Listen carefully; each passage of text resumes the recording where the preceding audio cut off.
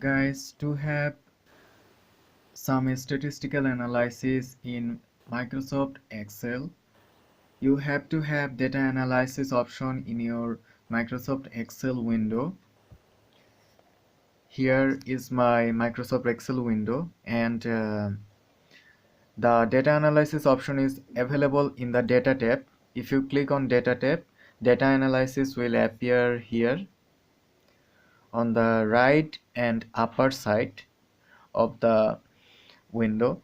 I mean here, right here, but it's missing. So what you have to do, just go to the file, click on the file. Okay, I'm just for better focusing, I just enlarge the window. File, then go to option, click on the option, new window will appear. From here you will find add-ins. Here, add-ins, click on add-ins, new appearance will come. Here in the lower section of the window you will find manage, this one, manage Excel add-ins, and go. Click on the go, new window or new box, small box will appear.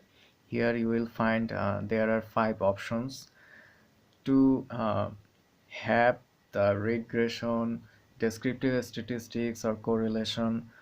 I mean, to bring these statistical tools in your Excel, you have to click Analysis Tool Pack.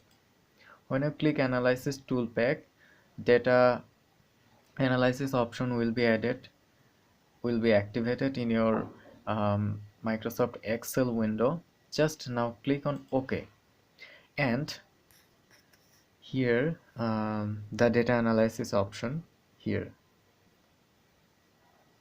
this one, data analysis option has appeared. So in this way, if data analysis option is not available in your Excel window, you can bring it here.